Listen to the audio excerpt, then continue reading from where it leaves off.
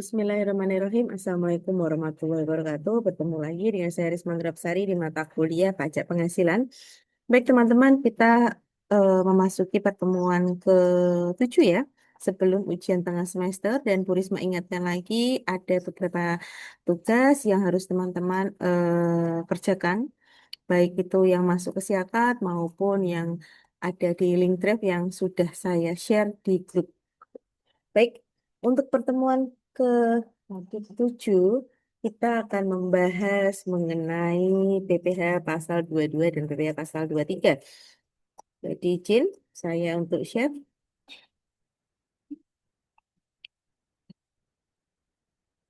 Nampak ya di layarnya teman-teman ya, terkait dengan PPh pasal 22 dan pasal 23. Nah, apa sih objek pajak dari PPh pasal 22 dan pasal 23? Kemarin itu sudah saya singgung sedikit ya. Pasal 22 sama 23 terkait impor sama jasa pembelian barang maupun jasa. Nih, kita membahas dulu untuk PPh pajak penghasilan pasal 22. Nah, di sini menurut Undang-Undang PPh nomor 36 pasal tahun 2008, pajak penghasilan pasal 22 atau PPh pasal 22 yang sering kita kenal ya, itu adalah bentuk pemotongan atau pemungutan pajak yang dilakukan satu pihak terhadap wajib pajak dan berkaitan dengan kegiatan perdagangan barang. Nah, di sini pada umumnya PPh pasal 22 ini dikenakan terhadap perdagangan barang yang dianggap menguntungkan baik penjual maupun pembelinya dapat menerima keuntungan dari perdagangan ini. Nah, karena itulah PPh pasal 22 ini dapat dikenakan baik baik saat penjualan maupun saat pembeliannya ya. Jadi ini PPh pasal 22 ini terkait dengan ini ya perdagangan barang ya, baik penjual maupun pembeli itu sama-sama untung, jadi kenakan PPh pasal 22. Yuk kita pelajari lebih lanjut lagi mengenai PPh pasal 22. Pajak penghasilan PPh pasal 22 yang dipungut oleh yang pertama ada yang namanya bendahara pemerintah pusat atau daerah atau instansi dan lembaga pemerintah dan lembaga-lembaga lainnya yang berkenaan dengan pembayaran atas penyerahan barang ya tadi adanya transaksi perdagangan. Nah, badan-badan tertentu baik itu pemerintah maupun swasta yang berkenaan dengan kegiatan di bidang impor atau kegiatan usaha di bidang lainnya ya tentunya ya. Selanjutnya adalah wajib pajak badan yang melakukan penjualan barang yang tergolong sangat mewah itu dikenakan pajak penghasilan PPh 22.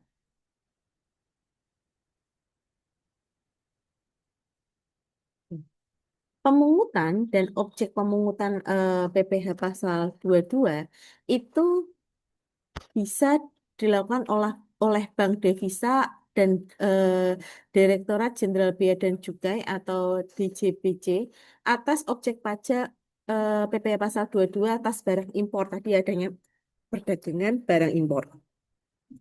Lalu juga untuk bendahara pemerintah dan kuasa pengguna anggaran atau KPA, bendahara pengeluaran, jasa penggunaan anggaran atau KPA atau pejabat penerbit surat perintah membayar yang diberikan delegasi oleh kuasa penggunaan anggaran KPA. Selanjutnya, badan usaha milik negara ataupun BUMN.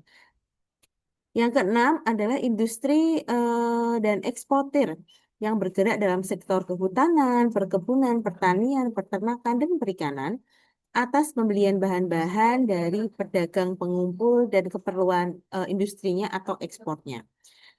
Yang terakhir, yang ketujuh, yakni industri atau badan usaha yang melakukan pembelian komoditas tambang batu bara, mineral logam, dan mineral bukan logam dari badan atau orang pribadi yang mana dia memiliki izin usaha di bidang pertambangan. Jadi usaha pertambangan itu juga dipungut PPh pasal 22. Nah, ini ya ini adalah pemungutan objek pajak PPh pasal 22. Nah, wajib pajak badan atau perusahaan swasta wajib memungut PPh pasal 22 ya saat adanya transaksi penjualan ini. Nah, Tadi yang pertama adalah badan yang bergerak di bidang usaha industri, baik penjualan hasil produksinya kepada distributor di dalam negeri itu wajib hukumnya untuk memungut pajak PPh pasal 22. Yang kedua adalah agen tunggal pemegang merek atau ATPM, agen pemegang merek atau APM, dan importir umum kendaraan bermotor atas penjualan kendaraan bermotor di dalam negeri itu juga eh, dipungut, memungut PPh pasal 22-nya. Badan industri yang bergerak dalam bidang usaha industri baja yang merupakan industri hulu, termasuk industri hulu yang terintegrasi dengan industri antara industri satu dengan yang lainnya, itu juga dipungut pasal 22. Nah, selanjutnya adalah pedagang pengumpul berupa badan atau wajib orang pribadi ya yang melakukan kegiatan usaha. Tadi di awal sudah sempat saya singgung tentang kehutanan, perkebunan, eksportir, peternakan, perikanan itu juga dipungut PPh pasal 22. Nah, di sini sesuai dengan Peraturan Menteri Keuangan PMK nomor 90 PMK 03 2015, pemerintah menambahkan pemungutan pajak PPh pasal 22 wajib pajak badan yang melakukan penjualan barang yang tergolong sangat mewah. Jadi, di ketentuan tahun 2015, sebelum tahun 2015, barang yang tergolong sangat mewah ini dulu nggak ada pajak PPh pasal 22-nya. Tapi setelah ada revisi di tahun 2015, masuklah itu penjualan barang yang tergolong sangat mewah itu dipungut pajaknya PPh pasal 22.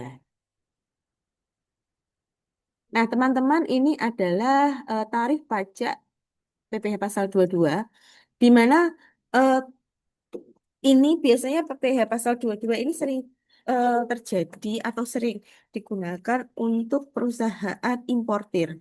Nah, ini ada importir barang. Jadi ada kegiatan importir barang, di mana kegiatan tersebut,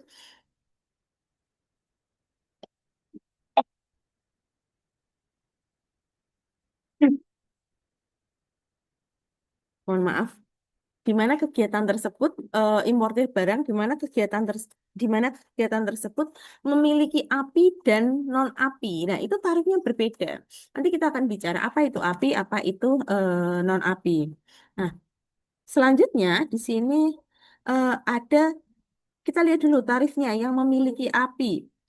API di sini yang memiliki API tarifnya adalah 2,5% dan sifatnya di sini tidak final ya. Teman-teman bisa cek bahwa di sini untuk impor barang di mana perusahaan atau entitas tersebut tidak memiliki API berarti tarifnya adalah 2,5%.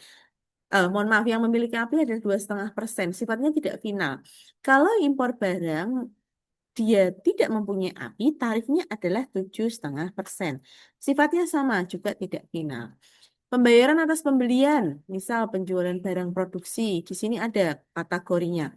Industri semen itu 0,25%, industri otomotif 0,45%, rokok, kertas, baja. Nah, rokok sendiri ini dipungut ya, PPh pasal 22 ya. Berarti ini termasuk penjualan barang produksi. Terus penjualan barang produksi yang sifatnya premium itu tarifnya 0,25 sampai dengan 0,3. Nah, itu sifatnya adalah khusus. Atau badan usaha Pertamina ya. Pertamina itu kan ada solar, ada minyak gas. Nah, itu juga tarifnya BBM dan lain-lain itu juga tarifnya bermacam-macam 0,25 sampai dengan 0,3% atau sampai dengan 0. Ini juga tarifnya berbeda-beda. Ada yang final, ada yang sifatnya eh, sesuai dengan agennya. Nah, ini ya. Ini adalah tarif PPh pasal 22.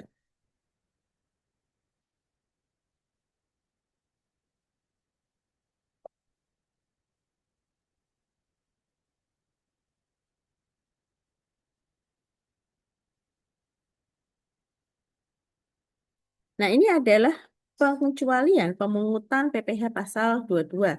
Yang pertama ada impor barang yang dinyatakan dengan SKB atau surat keterangan bebas pajak. Nah, ada beberapa barang-barang impor yang eh, ada ketentuan di dalam bea cukai itu mengeluarkan SKB. Nah, barang-barang yang dinyatakan dengan adanya SKB tadi itu tidak dipungut PPh pasal 22-nya. Impor barang yang dibebaskan bea masuk, nah itu juga tidak ada pemungutan atas PPh 22-nya. Lalu impor sementara, pembayaran yang jumlahnya maksimal 2 juta dan bukan merupakan pembayaran yang terpecah-pecah itu juga tidak dipungut PPh pasal 22. Pembayaran untuk pembelian bahan bakar minyak, listrik, gas air, PDAM, terus benda-benda kos itu nggak ada PPh pasal 22-nya. Impor emas batangan itu juga nggak ada. Lalu impor kembali atau reimpor dari impor ekspor kemudian diimpor lagi itu juga tidak dipungut PPh pasal 22-nya. Perlakuannya bagaimana saat dia terhutang dan pelunasan atau pemungutan dari PPh pasal 22-nya? Di sini kita bisa lihat bahwa atas impor barang terhutang dan dilunasi bersamaan dengan saat pembayaran bea masuk. Dalam hal ini kita bisa lihat ya bahwa bea masuk ditunda atau dibebaskan, maka PPh 21 terhutang dan dilunasi pada saat penyelesaian dokumen. Jadi ketika barang itu sudah masuk ke bea cukai, otomatis PPh pasal 23, mohon maaf, PPh pasal 22 terhutangnya itu juga harus dilunasi saat menyelesaikan dokumen-dokumen. Yang kedua adalah pemberitahuan impor barang atau PIP atas pembelian barang terhutang dan dipungut pada saat pembayaran. Jadi saat pemberitahuan, oh ketika ada mau impor barang atas pembelian tersebut maka akan dipungut dan harus dilunasi pada saat melakukan pembayaran. Jadi biasanya ditambahkan dengan pungutan yang ditambahkan dengan jumlah pungutan pada besarnya PPh pasal 22. Nah, selanjutnya atas penjualan hasil produksi. Nah, ini juga terhutang dan dipungut pada saat penjualan. Saat ketika si importer tersebut melakukan penjualan hasil produksinya, maka dia akan melakukan pemungutan dan pembayaran saat dilakukan penjualan saat itu juga. Berarti PPh pasal 22-nya dilunasi saat dilakukannya pembayaran. Yang keempat adalah atas penjualan bahan bakar minyak, gas pelumas itu dipungut pada saat penerbitan surat perintah pengeluaran barang.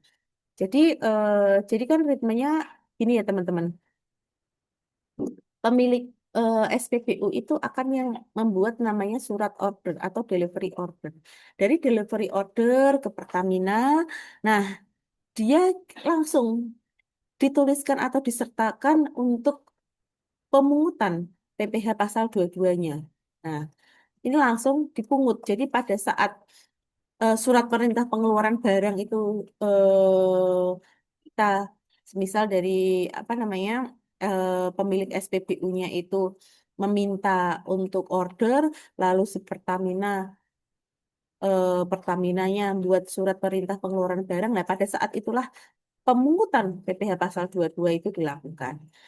Terakhir adalah atas pembelian bahan dari perdagangan, pengumpulan, terhutang dan dipungut pada saat pembelian. Jadi saat pembelian ya kita bisa catat di akuntansinya sebagai terhutang dan harus dipungut pada saat dilakukannya transaksi pembelian. Ini adalah selanjutnya saya akan membahas mengenai tata cara pemungutan penyetoran dan pelaporan PPh pasal 22. Nah, yang pertama adalah PPh pasal 22 atas impor barang. Ini biasanya disetor oleh importir dengan menggunakan formulir SSP, Cukai dan Pabean, atau SSP-CP. Ya, kalau yang biasa itu kan surat setoran pajak biasa ya, tapi untuk PP pasal 22 itu biasanya masuknya SSP-CP. Jadi surat setoran pajak, cukai dan Pabean. Ke eh, misal bisa bayarnya di bank persepsi atau bendahara eh, Jenderal Bea Cukai. Nah, itu biasanya kurun waktunya adalah 1 hari setelah pemungutan pajak yang dilaporkan ke KPP. Dan paling lambat itu berarti 7 hari setelah batas waktu penyetoran berakhir.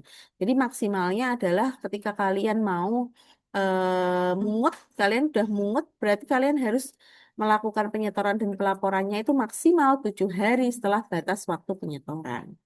Nah, selanjutnya adalah PP Pasal 22 atas impor. Ini harus dilunasi bersamaan dengan pembayaran bea masuk.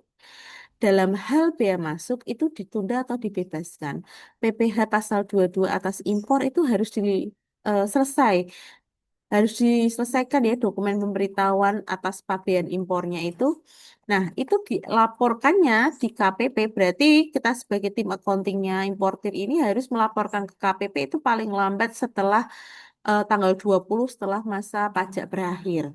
Jadi misal masa pajak berakhirnya tanggal 30 ya, 30 bulan 5. Berarti kita maksimal lapor ke KPP itu paling lambat tanggal 20 bulan 6. Jadi 20 hari setelah eh, masa pajak berakhir. Kan kalau masa pajak itu kan bulanan ya, yang namanya ada SPT masa itu SPT bulanan. Yang kita maksud di sini masa di sini adalah bulanan ya.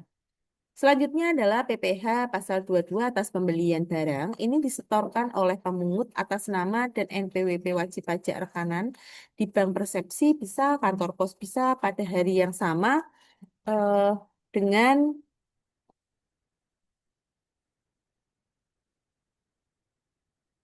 pembayaran atau penyerahan barang. Jadi ketika barang itu diserahkan, otomatis itu sudah pajak PPh pasal 22-nya sudah eh, pajak PPh pasal 22-nya terkait SSPCP-nya itu juga sudah selesai.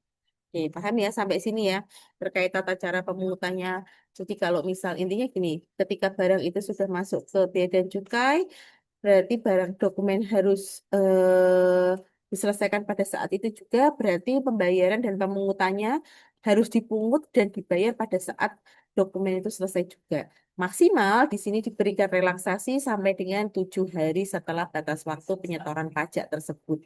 Kalau mau dilaporkan ke KPP ya. Nah, selanjutnya di sini PPh pasal 22 terkait dengan pembelian barang. Itu akan distorkan oleh pemungut atas nama NPWP penjual ke Bank Persepsi ya, sama ya, paling lambat tanggal 20 ya, setelah masa pajak berakhir. Nah, ini pembelian PPh pasal 22 atas pembelian barang disetor oleh pemungut atas nama NPWP wajib pajak dijual ke Bank Persepsi. Nah, ini. Selanjutnya PPh Pasal 22 atas penjualan hasil produksi, hasil penjualan barang mewah, sangat mewah ya. Itu juga sama, paling lambatnya 20 hari setelah masa pajak berakhir. Kalau ini yang terakhir PPh Pasal 22 atas penjualan hasil produksi diserahkan oleh pemungut ke bank persepsi atau kantor pos paling lama 10 bulan berikutnya setelah masa pajaknya itu berakhir. Jadi ini teman-teman bisa ini ya memahami ya bahwa kalau sudah dibayar, sudah dipungut terus dibayar berarti maksimalnya adalah 20 hari setelah laporannya adalah maksimal 20 hari setelah masa pajaknya berakhir. Berarti setiap tanggal 20 PPh 22 itu harus dibayarkan. Nah, ini ada soal PT Perdana itu adalah importir barang elektronika. Nah, perusahaan sudah memiliki API. Tadi tarif sudah memiliki API berapa? 2,5% ya. Kalau tidak memiliki API adalah 7,5%. Bisa dilihat di tabel awal tadi, waktu saya menjelaskan. Nah, pada Mei 2016, PT Perdana itu melakukan impor dari Jepang. Harga fakturnya adalah 100.000 USD. Ada biaya asuransinya, biaya angkut, 0,5 dan 10. Berarti biaya asuransinya 0,5, biaya angkutnya 10% dari harga faktur. Harga fakturnya adalah 100.000 USD. Nah, biaya-biaya tersebut dibayarkan oleh PT Perdana. Berarti biaya tersebut dibayarkan oleh perusahaan importirnya. Nah, ya kan? Di sini tarif masuk bea masuknya adalah 10% dan chief kurs yang ditetapkan oleh Menteri Keuangan pada saat itu adalah 1 USD-nya 11.500 tuh pada tahun 2016. Kalau sekarang sudah mungkin sudah 17 ribuan lebih ya. Nah, di sini hitung PPh pasal 22 yang harus dibayarkan PT Perdana. Jadi ini ya kasusnya PT Perdana ini adalah seorang importir ya, importir barang ya. Dia sudah punya API, berarti tarifnya 2,5%. Yuk kita lihat hitungannya.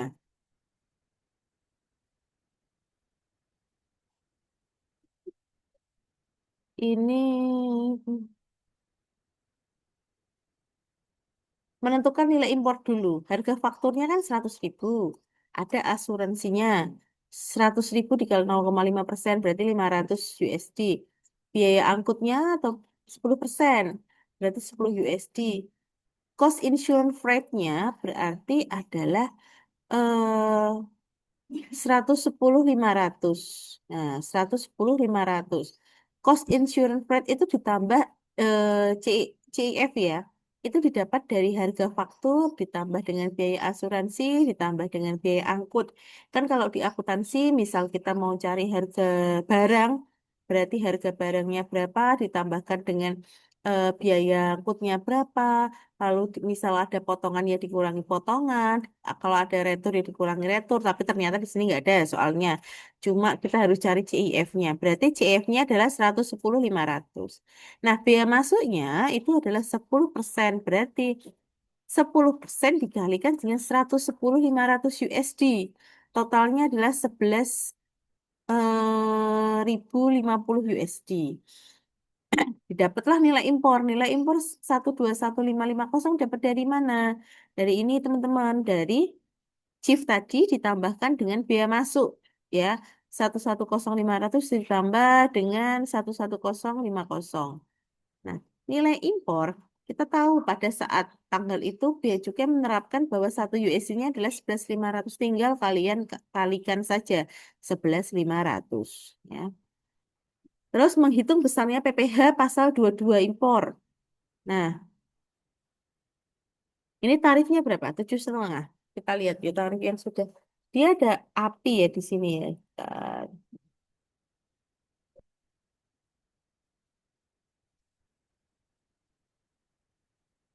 Dia importir API. Ini dia ada API. Mohon maaf, ini dia importir API ya. API berarti ini 2,5%. Ini kita kalikan dulu aja ya.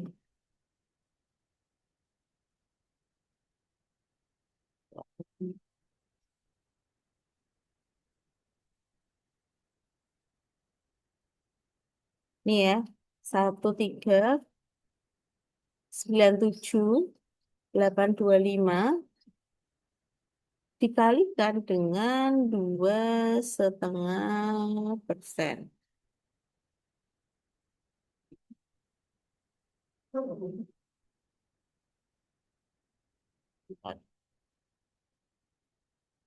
Satu tiga sembilan tujuh delapan lima sembilan tiga kali dua dua setengah.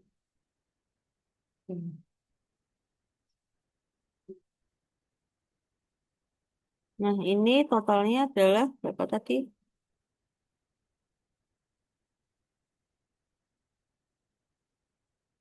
34.945, 34.945, 625 ya. Di sini dia ada api, memiliki api.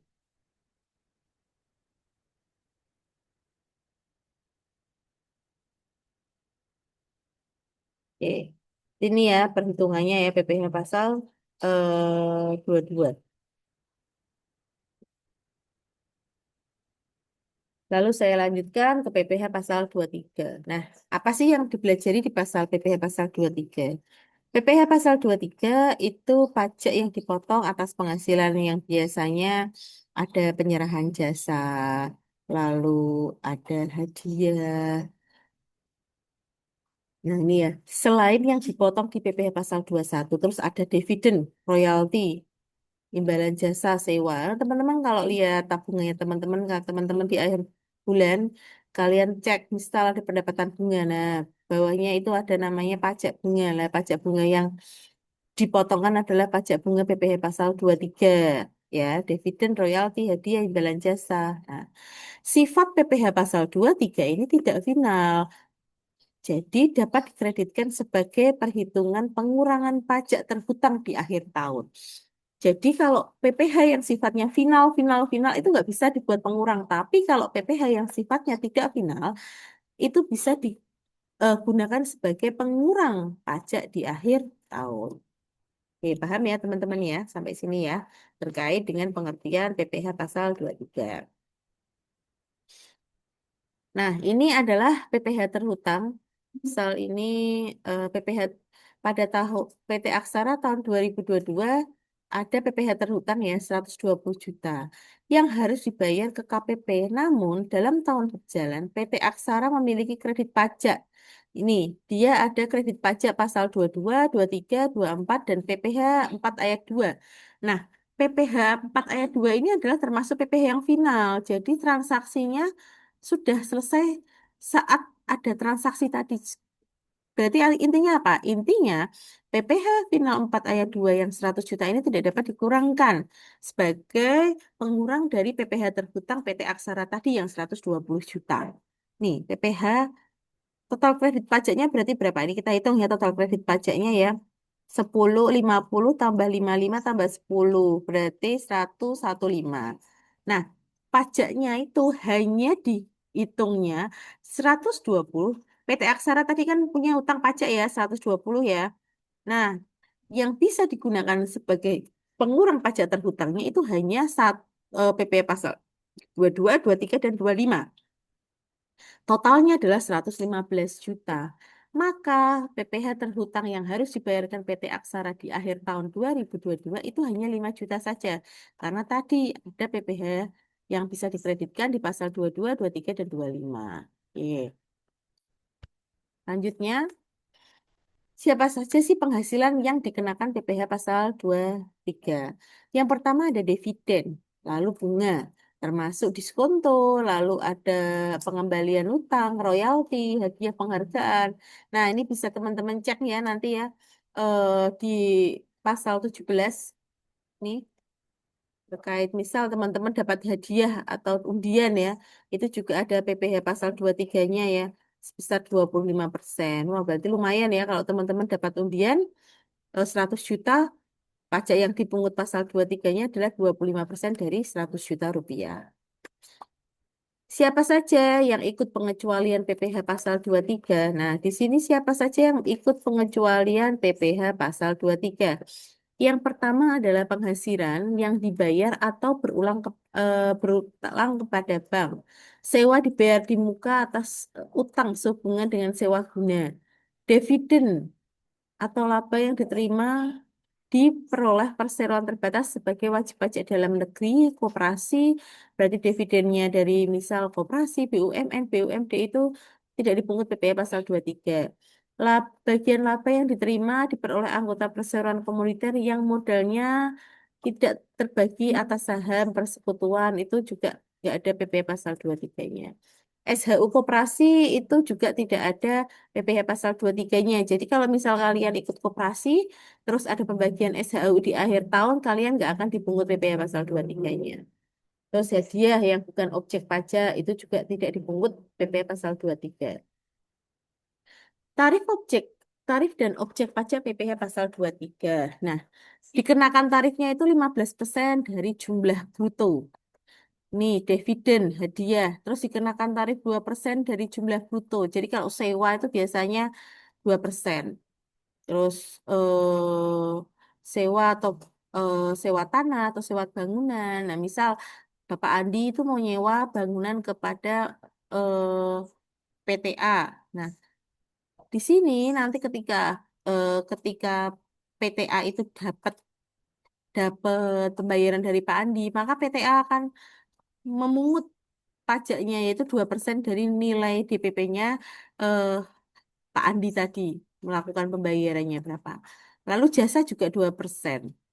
Terus jasa lainnya juga 2%. Nah, di sini ada pengecualian ya. Untuk yang tidak ber-NPWP itu akan dipotong 100% lebih tinggi dari tarif PPh pasal 231. Misal teman-teman, ada eh, jasa jasa rental. Nah, dia nggak ada rental tersebut atau usaha tersebut nggak ada NPWP-nya. Ya, berarti itu kan kalau jasa biasa saja, misal tarifnya itu 2% ya. Karena dia dia tidak ada NPWP-nya, ya sudah kita potongkan tarifnya adalah 4%. Jadi 100% lebih tinggi dari tarif asli PPh pasal 23-nya. Selanjutnya saat terhutang, penyetoran, dan pelaporan. Yuk kita lihat bagaimana pengakuannya di saat terhutang. PPh pasal 23 terhutang pada akhir bulan itu dilakukan pembayaran, disediakan untuk pembayaran atau telah jatuh tempo pembayarannya tergantung peristiwa yang terjadi. Kedua adalah PPh pasal 23 disetor oleh pemotong. Ini paling lambat tanggal 10 ya, bulan setelahnya. Nah, SPT masanya disampaikan paling lambat tanggal 20. Jadi misal untuk pajak PPh pasal 23 di bulan Juni, maksimal bayarnya di bulan Juli tanggal 10, maksimal lapornya di bulan Juli tanggal 20. Jadi ini teman-teman harus bisa tahu berapa sih SLA-nya ketika mau bayar, ketika mau lapor. Selanjutnya adalah perbedaan pengenaan PPh atas sewa, dividen, bunga. Nah ini ya, saya cek ya teman-teman ya di layar bahwa ada jenis penghasilannya, pengenaan pajaknya, penghitungannya, penerimaannya itu juga beda-beda. Selanjutnya, saya langsung ke contoh kasus ya. Untuk PPh pasal 23, ini misal bulan Juli PT Perdana membayar dividen tunai. Ini contohnya dividen. Nah, ini adalah nama-nama pemegang saham serta jumlah dividennya mulai ada dari PT Amanda, Mandiri BUMN, PT Sumber Jaya, CV Husada, sama Tuan Dani. Nah, di sini ada jumlah penyertaannya untuk PT Amanda itu 10%, Mandiri BUMN 26, PT Sumber Jaya 30%, CV Husada 19, dan Tuan Dani 15%. Setelahnya, sampingnya ada jumlah dividen. Ada 10 juta, 26, 30, 19, dan 15. Nah, kita lihat perhitungannya. Untuk PT Amanda, PPh pasal 23 yang dipungut adalah 15% dikali 10 juta. Tadi ya, PT Amanda yang dapatnya 10 juta. Penerimaan penerimanya adalah PT, tetapi jumlah penyertanya kurang dari 25% dari total sahamnya. Nah, ini kan dia cuma 10, berapa? 10 juta ya, padahal total sahamnya di sini lebih dari 10 juta. Berarti dia ikut tarifnya hanya 15%. Mandiri BUMN di sini BUMN ya, tadi balik lagi BUMN, BUMD itu bukan termasuk objek pajak. Jadi tidak ada PPh yang dipotong. Terus PT Sumber Jaya itu juga eh, bukan termasuk objek pajak dan sahamnya juga kurang dari lebih dari 25% dari total saham beredar. Nah, ini CV Husada. Tarifnya sama ya 15%. Berarti 15% dikalikan tadi mana? Tadi jumlah dividennya berapa? 19 juta, berarti 15% dikalikan dengan 19 juta. Nah, kalau Tuan Dani ini kan ikutnya final, PPh-nya ya, final ya. Karena orang pribadi, berarti 10% dikalikan 15 juta, jadi 1,5 juta. Ini adalah perhitungan untuk PPh yang dipotong di PPh pasal 23. Nih, ini ada beberapa contoh lagi ya, yang bisa, ini untuk contoh yang kedua, saya bacakan karena tadi ya tidak ada NPWP dan ada NPWP ya. Nih, ini bisa teman-teman cek. Nah, ini di Astuti ini kalau yang tidak memiliki NPWP itu dia akan 2 kali lipatnya. Jadi 1,4 jadi 2,8. Jadi kan 100% lebih tinggi. Jadi kalau teman-teman tidak ada NPWP, ketika mau dipungut atau dipotongkan pajaknya itu pasti akan lebih tinggi. Oke. Baik, teman-teman, untuk pertemuan kita pada Kali ini kita sudah membahas pajak penghasilan terkait dengan PPh dua yang tadi eh, terkait dengan jasa importir ya. Kalau untuk yang PPh pasal 23 terkait dengan yang dipotongkan terkait dengan dividen, sewa, imbalan atas jasa, hadiah, dan lain-lain. Baik, saya akhiri pertemuan kita pada hari ini. Berarti ini adalah pertemuan terakhir sebelum ujian tengah semester. Jangan lupa untuk materi UTS-nya dari pertemuan 1 hingga pertemuan ke-7. Dan apa ada tugas-tugas yang harus dikerjakan, silakan dikerjakan sesuai dengan tanggal deadline. Terima kasih, saya akhiri. Wassalamualaikum warahmatullahi wabarakatuh.